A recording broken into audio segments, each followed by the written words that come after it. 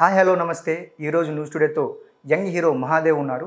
సర్కార్ నౌకరి సినిమాలో శివ అనే పాత్రలో ఎంతో బాగా నటించిన యంగ్ హీరో మహాదేవ్ మధ్యతరగతి కుటుంబంలో పుట్టి కువైట్ వెళ్ళి అక్కడ దండిగా డబ్బు సంపాదించే జాబ్ను కాదనుకొని సినిమా వైపు ఎలా వచ్చారు, వెండితెర వైపు తన అడుగులు ఎలా పడ్డాయి, దర్శకేంద్రుడు రాఘవేంద్రరావు గారి దృష్టి పడడానికి ఎన్ని ప్రయత్నాలు చేశారు, ఇంకా చాలా సినిమా ముచ్చట్లు చెప్పేటందుకు మనతో పాటు రెడీగా ఉన్నారు. Welcome Mahadev. So much Subbu, చాలా బాగా ఇచ్చావు ఇంట్రో. యాక్చువల్లీ కాకపోతే అందులో యంగ్ హీరో కాదు, యంగ్ యాక్టర్ అందాం. ఎందుకంటే లేదు, మొన్న మీరు తీసిన సినిమా వచ్చిన సినిమాలో ఆల్మోస్ట్ సినిమా హీరో గారి పక్కనే ఉన్నారు, మీరు కూడా సెకండ్ హీరో అని చెప్పి మా మైండ్లో ఫిక్స్ అయిపోయింది. నాకు అర్థమైంది సర్కార్ నౌకరీ ప్రభావం అని అర్థమైంది.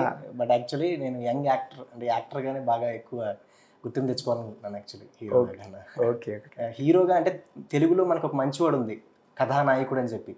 అది ఇష్టం. మళ్ళీ కథానాయకుడు అంటే కథను నడిపించే నాయకుడిగా అది ఇష్టం. బట్ హీరో అంటే ఫైట్స్ చేసేసి ఆ టైపు హీరో అయితే. ఓకే మహాదేవ్ గారు, గారు వద్దు మహాదేశాలు. ఓకే మహాదేవ్, మీకు మహాదేవ్ అని పేరు పెట్టారు కదా, ఇది చాలా ట్రెడిషనల్గా చాలా పెద్దగా అనిపిస్తుంది. మిమ్మల్ని మహాదేవ్ అని పిలిస్తే బాగుంటుందా, లేకపోతే మీకు ఏమైనా నిక్ నేమ్ లాంటి ఏమైనా ఉన్నాయా?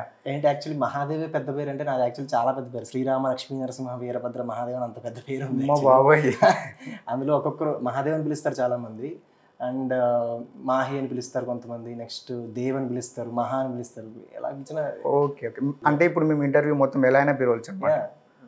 ఓకే, సినిమా వైపు రావాలంటే సినిమా అనేది నార్మల్గా చూసుకుంటే చాలా పెద్ద రంగుల ప్రపంచం. దాంట్లోకి ప్రవేశించాలంటేనే చాలా ధైర్యం కావాలి, దానికి ఎంతో ప్రతిభ ఉండాలి. చాలామంది చాలా ప్రతిభ ఉన్నప్పటికి కూడా రావడానికి చాలా సంకోచిస్తుంటారు. అలాంటిది మీరు కువైట్లో చాలా మంచి జాబ్ వదులుకొని, కువైట్ అంటేనే తెలుసు కదా, అక్కడి కరెన్సీ చాలా హైయెస్ట్ కరెన్సీ మన వరల్డ్లోని, అలాంటి జాబ్ వదులుకొని సినిమా వైపు రావడానికి అంత ధైర్యం ఎలా చేశారు? Actually I followed the heart అంతే.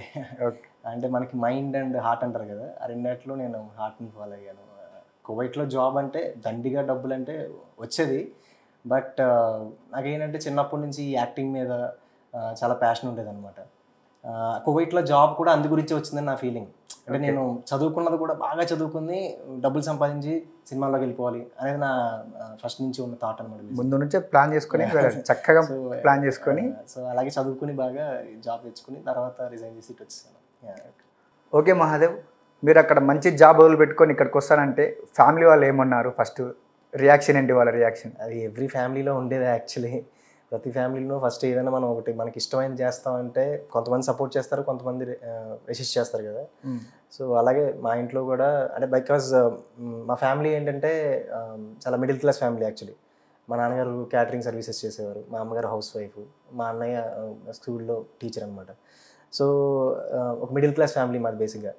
సో అందు గురించి ఆబ్వియస్లీ రెసిస్ట్ చేస్తారు కదా. సో అలా రెసిస్ట్ చేస్తారు. ఓకే, మీరు చిన్నతనం నుంచి యాక్టింగ్ అంటే చాలా పిచ్చి అంటున్నారు కదా, పిచ్చి ప్యాషన్ అంతే కదా? ఓకే, నేను ఇట్లా పిచ్చి అనడం తప్పులేదు కదా? తప్పులేదు. మీ పిచ్చిని ఫస్ట్ ఎక్కడ ప్రూవ్ చేసుకున్నారు? అంటే స్టేజ్ మీద కానీ, లేదంటే చాలామంది ఇప్పుడు ఫంక్షన్లలో అని, లేదంటే స్కూల్స్లో కాలేజ్లలో ఇట్లా ఇట్లా ప్రూవ్ చేసుకుంటారు కదా. ఫస్ట్ మీ టాలెంట్ని ఫస్ట్ బయట పెట్టింది ఎక్కడ? ఫస్ట్ టాలెంట్ బయటపడింది అంటే ఆబ్వియస్లీ స్కూల్ డేస్లోనే. స్కూల్లోనే చాలా ప్లేస్, స్కిట్స్, నాటకాలు ఇవన్నీ చేసేవాళ్ళం. అప్పుడు ఏంటంటే మా స్కిట్స్ మేమే రాసుకుని, మా నాటకాలు మేమే రాసుకుని యాక్ట్ చేసేవాళ్ళం టీంతో, మొత్తం అందరూ ఫ్రెండ్స్ అందరూ కలిసి. సో అలాగా అక్కడ బాగా అలవాటు అయింది. అండ్ నెక్స్ట్ అప్పుడప్పుడు మా నాన్నగారితో పాటు వంటకి కలిసి వెళ్ళినప్పుడు ఆయన అక్కడ వంట చేసేసిన తర్వాత చాలామంది వస్తారు కదా. వచ్చిన వాళ్ళలో ఎవరైనా పెద్దవాళ్ళు ఉంటే మా నాన్నగారు పిలిచి, మా అబ్బాయి డైలాగ్ చెప్తాడండి, మా వాడు యాక్ట్ చేస్తాడండి, ఒకసారి చేయండి అని చెప్పి ఆయన పిలిచి చేయించేవారు అనమాట. అలాగే వాళ్ళందరి ముందు చేయడం, వాళ్ళందరూ చప్పట్లు కొట్టడం. మేజర్లీ ఏంటంటే చప్పట్లకి బాగా అలవాటు అయిపోయి ఉంటుంది ఆర్టిస్ట్కి. ఏంటంటే బేసిక్గా చప్పట్లు, ఆ స్టేజ్ మీద రియాక్షన్స్ అవన్నీ కూడా చాలా నచ్చుతాయి. సో అక్కడి నుంచే మాకు ఒక ఇన్స్పిరేషన్ వస్తుంది ఎవరికైనా సరే. ఓకే, సో అలాగే నాన్నగారితో పాటు పోయారంటున్నారు కదా, మీకు కుకింగ్ బాగా వచ్చా? కుకింగ్ వచ్చు, నాకు మటుకు నేను వండుకోగలను. మా నాన్న అంత గొప్పగా అయితే రాదు. డైరెక్షన్ డిపార్ట్మెంట్లో కూడా బాగా పనిచేస్తారు కదా, అసిస్టెంట్ డైరెక్టర్ నుంచి అసోసియేట్ డైరెక్టర్ దాకా వెళ్ళారు. మొత్తం ఎంతమంది దగ్గర పనిచేస్తుంటారు మీరు పూర్తిగా? డైరెక్షన్ డిపార్ట్మెంట్లో వచ్చేసి ఒక 4 దగ్గర చేశాను. సో ఇంకా అంటే డైరెక్షన్ నేర్చుకుంటూ ఉన్న ఫేజ్ అది యాక్చువల్లీ. ఇంకా ఫుల్ టైం డైరెక్టర్గా కాదు. మేజర్లీ రైటింగ్ చాలా ఇంట్రెస్ట్. రైటింగ్ అంటే బాగా ఇంట్రెస్ట్ ఉందన్నారు. ఇప్పటివరకు మీకోసం కానీ, లేదంటే పలానా వాళ్ళకి నేను రాసిన స్టోరీలో వాళ్ళ కోసం రాయాలని చెప్పి ఏమైనా కథలు రాసుకున్నారా మీరు? కథలు అయితే రాసి పెట్టుకున్నాను, అందులో నేనే కన్ఫర్మ్గా ఉండాలని రూల్ ఏం లేదు. బేసిక్గా యాక్చువల్లీ ఏ రైటర్ అయినా ఏ డైరెక్టర్ అయినా రాసుకునేటప్పుడు వాళ్ళని వాళ్ళే ఇమాజిన్ చేసుకుని రాసుకుంటారు యాక్చువల్లీ. ఎవరైనా ఒక క్యారెక్టర్ని ఇమాజిన్ చేసినప్పుడు ఆ క్యారెక్టర్లో బాగా ఆలోచించుకుంటూ ఆ క్యారెక్టర్ యొక్క స్థితిగతులన్నీ ఆలోచించి రాసుకుంటూ వెళ్తారు కదా. సో అలా రాసినప్పుడు అందులో మనం ఉండొచ్చు, మనకు ఒక్కోసారి రాసుకునేటప్పుడే ఒక హీరో పిక్చర్ వచ్చేస్తారు. లైక్ ఇప్పుడు ప్రభాస్ గారు కానీ చిరంజీవి గారు కానీ ఎవరో ఒకరు మైండ్లోకి వచ్చేస్తారు, ఆయన ఊహించుకుంటూ ఆయన బాడీ లాంగ్వేజ్ పెట్టి రాసేసుకుంటారు. సో అలా ఉంటుంది. సో రాసుకుని అయితే పెట్టుకున్నాను యాక్చువల్లీ. చిరంజీవి గారు ప్రభాస్ గారు పేరు తీశారు కాబట్టి అడుగుతున్నాను, ఇండస్ట్రీలో మీకు ప్రజెంట్ ఇప్పుడు ఏ హీరో అంటే బాగా ఇష్టం మీకు? ఇప్పుడు అందరూ నాకు యాక్చువల్లీ ఒక్కొక్కరి దగ్గర నుంచి ఒక్కొక్కటి తీసుకుంటూ ఉంటాను. జూనియర్ ఎన్టీఆర్ గారు చాలా ఇష్టం, చిరంజీవి గారు డ్యాన్స్ చాలా ఇష్టం, ప్రభాస్ గారు పర్సనాలిటీ చాలా ఇష్టం. అలా అందరూ ఒక్కొక్కరి దగ్గర నుంచి ఒక్కొక్కటి ఇష్టం. So right at the moment నాకు విజయ్ సేతుపతి గారు అంటే చాలా ఇష్టం, ఆయనలాగా వెర్సటైల్గా ఉండాలని చాలా ఇష్టం. ఓకే. టైగర్ నాగేశ్వరరావులో కూడా కనిపించారు కదా మీరు, ఆ సినిమాలో అసలు మీకు అవకాశం ఎలా వచ్చింది? మీరు ఆడిషన్స్కి వెళ్ళారా లేదంటే మీకు తెలిసి ఏమైనా పిలిచారా?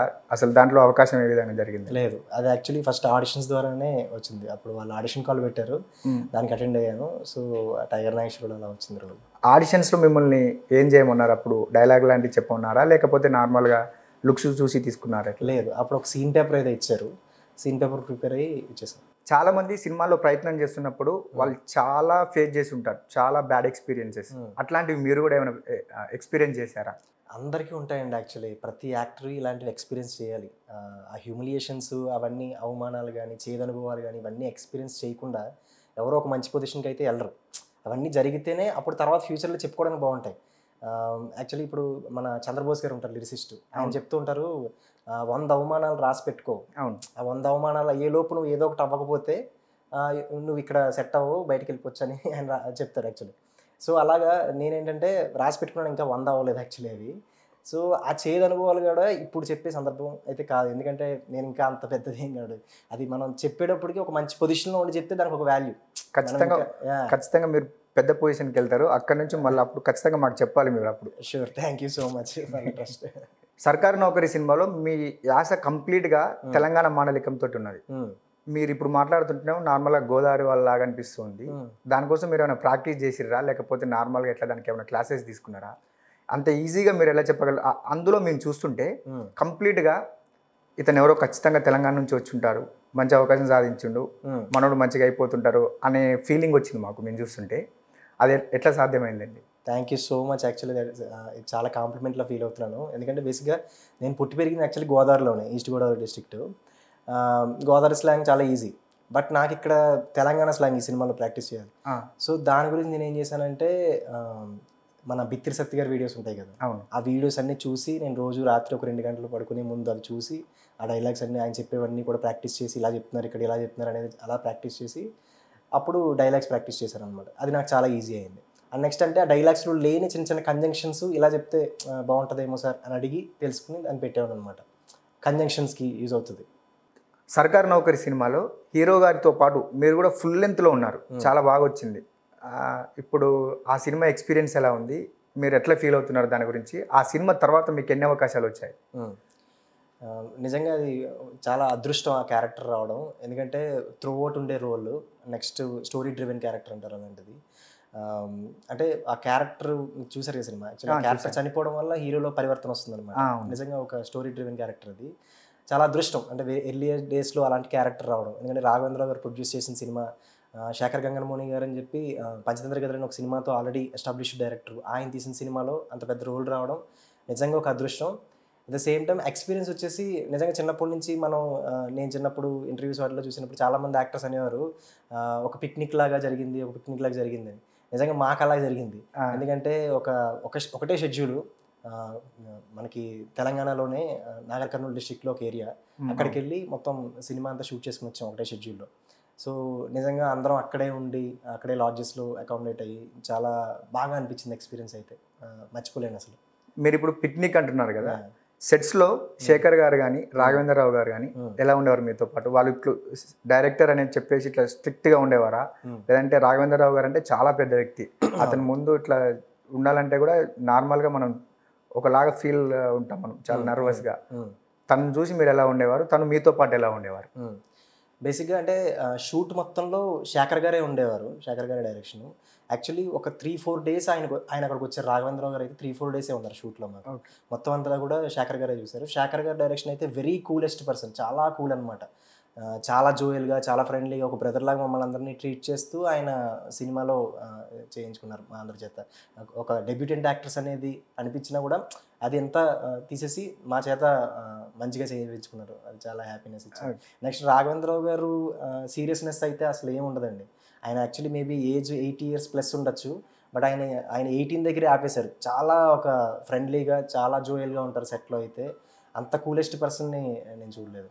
స్క్రీన్ మీద మీ బొమ్మ పడ్డప్పుడు మీ రియాక్షన్ కానీ, మీ ఫ్యామిలీ వాళ్ళ రియాక్షన్ కానీ, మీ ఫ్రెండ్స్ రియాక్షన్ కానీ ఎలా ఉంది? మా వాడు ఇలా చేశాడు అని చెప్పి మీకు వచ్చిన పొగడతలు కానీ, కాంప్లిమెంట్స్ ఎలా ఉన్నాయి? మీ ఫ్యామిలీ వాళ్ళు ఎలా ఫీల్ అయ్యారు? అందరూ చాలా హ్యాపీ అయ్యారండి. యాక్చువల్లీ నేను ఫస్ట్ టైం నేను స్క్రీన్ మీద చూసుకుంది ఏంటంటే June 9th, last year June 9th అది ఫస్ట్ కాపీ అవుతుంది కదా. ఫస్ట్ కాపీ నేను ప్రసాద్ ల్యాబ్స్లో ప్రివ్యూ చేసినప్పుడు చూసుకున్నాను. చూసి అందరూ కూడా, చూసిన వాళ్ళందరూ కూడా, టెక్నీషియన్స్ అందరూ వచ్చి చూసి చాలా బాగా చేసావు, చాలా బాగా చేసావు అని చెప్తే చాలా హ్యాపీ ఫీల్ అయ్యాను. హ్యాపీ ఫీల్ అయ్యి ఇమీడియట్గా బయటికి రాగానే ఇంటికి కాల్ చేసి చెప్పాను. ఇంటికి మా నాన్నగారికి, అమ్మగారికి అందరితో మాట్లాడి ఇలా చాలా బాగుందన్నారు, అప్లాజ్ ఇచ్చారు, చాలా మంచి అప్లాజ్ వచ్చింది అని చెప్పేసి చెప్తే వాళ్ళు కూడా చాలా హ్యాపీ ఫీల్ అయ్యారు. అది June 9th జరిగింది. బట్ అనుకోకుండా June 11th మా నాన్నగారు ఎక్స్పైర్ అయ్యారు. ఓ వెరీ సారీ. ఆయన సినిమా చూడలేదు. రషెస్, మాల్ ఫోటో స్టిల్స్ అన్నీ చూశారు కానీ, వర్కింగ్ స్టిల్స్ అన్నీ చూశారు కానీ సినిమా అయితే ఆయన చూడలేదు. ఆ ఒక్క వెళ్తి మాత్రం ఉండిపోతుంది. సినిమా రిలీజ్ అయినప్పుడు మా అమ్మగారు, మా అన్నయ్య, ఫ్రెండ్స్ అందరూ చూసి అందరూ చాలా బాగా చేశారు, చాలా బాగా చేశారు అని చెప్పారు కానీ ఆయన, మా నాన్నగారు లేరండి. ఎందుకంటే చిన్నప్పటి నుంచి నేను ఇందులోకి వెళ్తానంటే ఆయన కొంచెం ఎంకరేజ్ చేసేవారు. అట్ ద సేమ్ టైం కొంచెం భయపడేవారు. ఎవరు వెనకాల, ఎవరు బ్యాక్గ్రౌండ్ లేదు, ఎలా వెళ్తావు, ఎలా ఇది చేస్తావు అని చెప్పి. ఆయన కొంచెం పెద్ద అయిన తర్వాత ఇంకా ఇలా చెప్తుంటే ఆయన రెస్ట్రిక్ట్ చేసేవారు. చాలా ఫోర్స్ఫుల్గానే వద్దు అన్నట్టే చెప్పేవారు. ఫైట్లు జరిగేవి నిజంగా, అంటే ఒక ఇంట్లోనే గొడవల కింద అయ్యేవి. బట్ ఆయన తర్వాత యాక్సెప్ట్ చేశారు. నేను ఫీల్డ్లోకి, దాంట్లోకి పాజిటివ్గా ఎంకరేజ్ చేశారు. అలాంటి వ్యక్తి ఆయన చూసుంటే బాగుందనేది ఒక వెల్తి మాత్రం ఇప్పటికీ ఉండిపోతుంది. వెల్తి ఏం లేదు, ఇప్పుడు ఎప్పుడు మీతోనే ఉంటారు. మీ అచీవ్మెంట్ని, మీ గ్రేట్నెస్ని ఎప్పటికప్పుడు మీ నటిని చూస్తూనే ఉంటారు.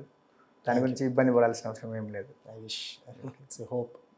తెలుగు ఇండస్ట్రీ కానీ ఏదైనా ఇండస్ట్రీ, సినిమా అంటేనే ఒక చాలా కలర్ఫుల్గా ఉంటుంది. అక్కడ ఇప్పుడు మీకు ప్రజెంట్ క్రష్ అంటే ఎవరని చెప్తారు? క్రషెస్ అంటే జనరల్గా as a man imperial blue add ఉంటుంది కదా, అలా వెళ్ళిపోతూ ఉంటారు అన్నమాట యాక్చువల్లీ. బట్ ప్రజెంట్ క్రష్ అయితే శ్రీలీల కొంచెం. ఓకే, ఎందుకు అంత స్పెషల్ దాని అంటే? ఏమో తెలియదు, అంటే ఒక అద్భుతమైన డాన్సర్ యాక్చువల్లీ. అవును, చాలా ఎనర్జెటిక్గా ఉంటారు. సో ఎందుకో కొంచెం క్రష్ అంతే. యాక్టింగ్లో మిమ్మల్ని బాగా ఇన్స్పైర్ చేసేవాళ్ళు ఎవరు సార్? నిజంగా అప్పటికీ నాకు ఒకటే పేరు చెప్పాలనిపిస్తుంది, ఎస్వి రంగారావు గారు. ఆయన ఒక ఎన్సైక్లోపీడియా ఆఫ్ యాక్టింగ్ అనమాట. ఎందుకంటే ఆయన చూసి నేను చాలా ఇన్స్పైర్ అయ్యాను బేసిక్గా. ఆయన బాడీ లాంగ్వేజ్ కానీ, ఆయన డైలాగ్ డిక్షన్ కానీ. ఎందుకంటే సాంఘికాలు ఎంత బాగా చేస్తారో పౌరాణికాలు అంత బాగా చేస్తారు. మనకి జనరల్గా యాక్టింగ్లో న్యాచురాలిటీ అండ్ డ్రామా అని రెండు ఉంటాయి బేసిక్గా. ఇది ఏంటంటే అప్పుడు జనరేషన్స్లో యాక్టర్స్ చాలామంది డ్రామాని చాలా ఎంచుకున్నారు. అంటే డ్రామా నాటకాల నుంచి వచ్చేసారు కాబట్టి ఆ డ్రామాని ఎక్కువ చేయడం. బట్ ఎస్వి రంగారావు గారు ఏంటంటే మోర్ లైక్ న్యాచురాలిటీ ఎక్కువ పిక్ చేశారు ఆయన. ఎందుకంటే ఇప్పటికి మనం పాత సినిమాలు చూసినా ఎస్వి రంగారావు గారు సీన్ చూస్తే ఎలా ఉంటుందంటే, అరే మా తాత ఇలాగే ఉండేవాడు కదా, మా రైతు ఇలాగే ఉండేవాడు కదా, అరే కీచుకుడు అంటే ఇలా ఉంటాడా, దుర్యోధన్ అంటే ఇలా ఉంటాడా అని నిజంగా సేమ్ ఆ బాడీ లాంగ్వేజ్ ఆయన ఆకలింపు చేసుకుని చేస్తారు.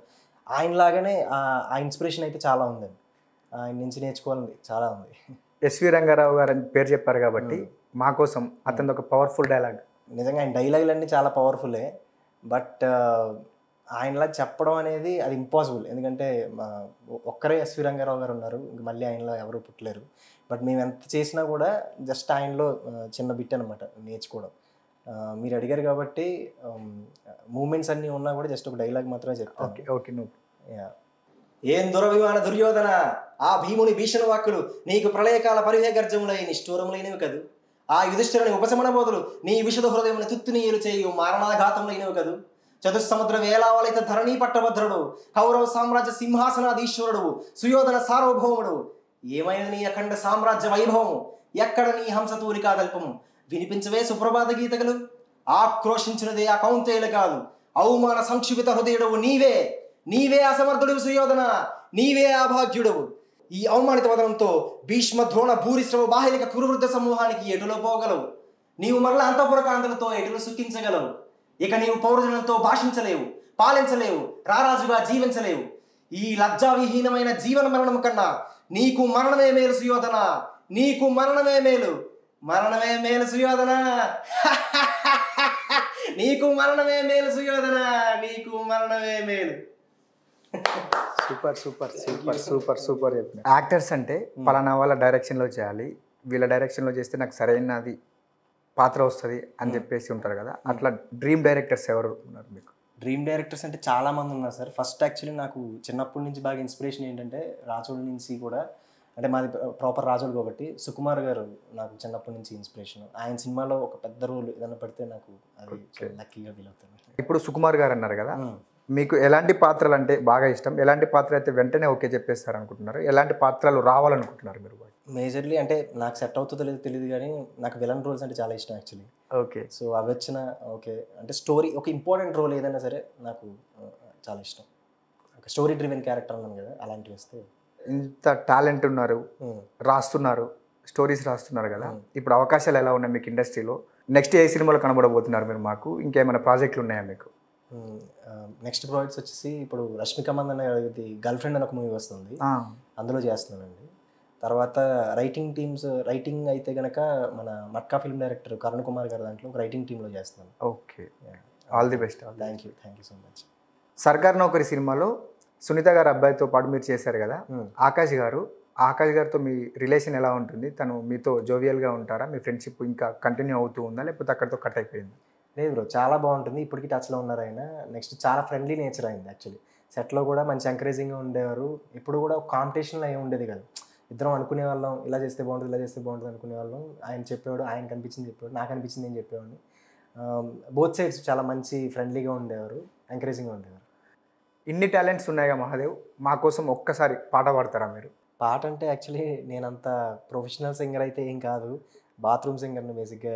ఇంట్లో ఉన్నప్పుడు పాడుకోవడం అంతే తప్ప ఎక్కడ నేర్చుకున్నది కూడా ఏది లేదు. లేదు, నాకు తెలిసింది మీరు చాలా బాగా పాడతారని నాకు తెలిసింది. అవునా? లిరిక్స్ ఉంటే నాకు ఈజీ, లిరిక్స్ చూసి. ఓకే, ఏ పాట కావాలి మీకు? ఏ పాట పాడతానంటారు? యానిమల్లో సాంగ్ ఉంటుంది కదా, ఎవరెవరు. ఓ సూపర్. ఎవరెవరో నాకెదురైనా నువ్వు కలిసాకే మొదలైందే, మెలకువలో కలలా తోచి మరు జన్మేదో మొదలైందే, ఏమో ఏం చేస్తున్నానో ఇంకా ఏమేం చేస్తానో చేస్తూ ఏమైపోతానో మరి, ఎవరెవరో నాకెదురైనా నువ్వు కలిసాకే మొదలైందే, మెలకువలో కలలా తోచి మరు జన్మేదో మొదలైందే. సూపర్ సూపర్ సూపర్, చాలా బాగా పాడారు మహాదేవ్. Thank you bro. ఇప్పుడు చిన్న గేమ్ ఆడదాం మనం, ర్యాపిడ్ ఫైర్ లాగా. నేను ప్రశ్నలు అడుగుతాను, మీరు వన్ వర్డ్లో ఆలోచించుకుంటా టపా టపా టపా చెప్పేయాలన్నమాట. సినిమా అనగానే మీకు వెంటనే గుర్తొచ్చేది? Unites all the art forms. Rashmika, Sreeleela, choose one person. Rashmika. ఎందుకలా? ఎందుకలా అంటే నేను ఆవిడతో కలిసి యాక్ట్ చేస్తాను కాబట్టి నాకు బాగా తెలుసు కాబట్టి, సో అలా. ఓకే సూపర్, చాలా తెలుగుగా చెప్తున్నారు మీరు ఆన్సర్. దొరికిపోకుండా మీరు క్రష్ ఎవరంటే శ్రీలీల చెప్పాను కాబట్టి ఇక్కడ రష్మిక అంటే బ్యాలెన్స్ చేశారన్నమాట. Okay okay. మీ ఊరు అనగానే మీకు వెంటనే గుర్తొచ్చేది మెమరీ? గోదావరి. గోదావరి దగ్గర మెమరీస్ చాలా ఉన్నాయి. చాలా ఉన్నాయా? అంటే ఎవరితో ఉన్నాయి? ఫ్రెండ్స్తోనేనా, ఇంకేమైనా స్పెషల్ పర్సన్ ఎవరైనా ఉన్నారా? స్పెషల్ పర్సన్ ఎవరు? ఫ్రెండ్స్. ఓకే, ఫ్రెండ్స్ అన్నారు కాబట్టి ఫ్రెండ్స్ అనగానే మీకు వెంటనే గుర్తొచ్చేది ఏంటి? సపోర్ట్. బాగా సపోర్ట్ చేస్తుంటారా మీ ఫ్రెండ్స్ మిమ్మల్ని? సపోర్ట్ చేస్తారు. ఓకే.